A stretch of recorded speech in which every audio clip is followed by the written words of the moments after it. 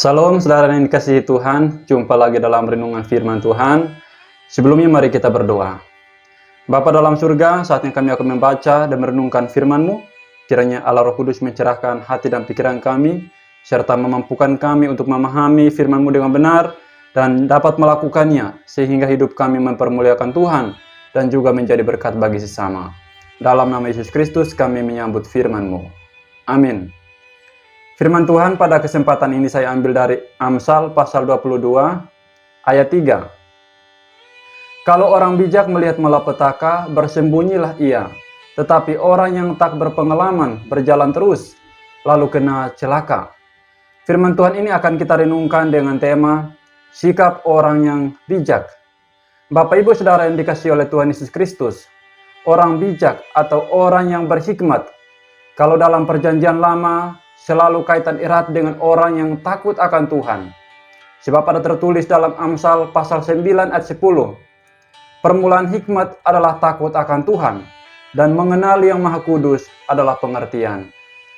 Jadi orang yang bijak adalah orang yang takut akan Tuhan. Ia memiliki kepekaan terhadap firman-Nya, dan bisa membedakan mana yang menjadi kehendak Tuhan, yang berkenan kepadanya, dan mana yang seharusnya dijauhi, yang tidak berkenan kepada Tuhan. Bapak Ibu Saudara yang dikasihi oleh Tuhan Yesus Kristus, banyak orang yang kurang waspada melihat hal-hal yang demikian. Mereka tetap terjerumus di dalam kejahatan dan tidak keluar dari sana. Padahal Alkitab dengan begitu tegas dalam 2 Korintus pasal 6 ayat 17, bahwa keluarlah kamu dari antara mereka, dan pisahkanlah dirimu dari mereka, firman Tuhan. Dan janganlah menjamah apa yang najis, maka aku akan menerima kamu. Ketidakmampuan orang untuk melihat hal-hal yang jahat atau perkara-perkara dosa adalah kebutaan secara rohani. Mengapa ia buta secara rohani? Karena tidak berpegang pada firman Tuhan. Apabila firman Tuhan tidak terdapat dalam hati seseorang, maka ia akan berjalan di dalam kegelapan sehingga mudah terjatuh dalam dosa. Dan ia tidak mampu membedakan mana yang jahat dan juga mana yang baik. Itulah sebabnya kita sangat membutuhkan firman Tuhan.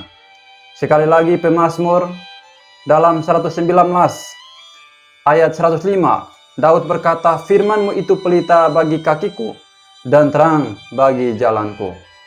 Bila kita tinggal di dalam firman-Nya, firman itu akan menerangi langkah hidup kita, sehingga apabila hal-hal yang tidak berkenan kepada Allah dapat segera kita hindari atau meninggalkannya.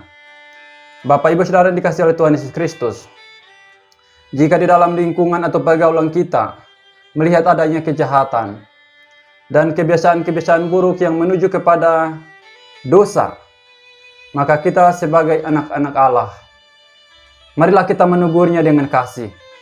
Tetapi apabila teguran kita tidak diindahkan oleh mereka, mari bersikap sesuai dengan firman Tuhan. Keluarlah dari pergaulan itu. Karena jika tidak demikian, akan kita terpengaruh dan terjerumus dalam dosa. Seperti yang dikatakan oleh Paulus dalam 1 Korintus pasal 15 ayat 33. Janganlah kamu sesat.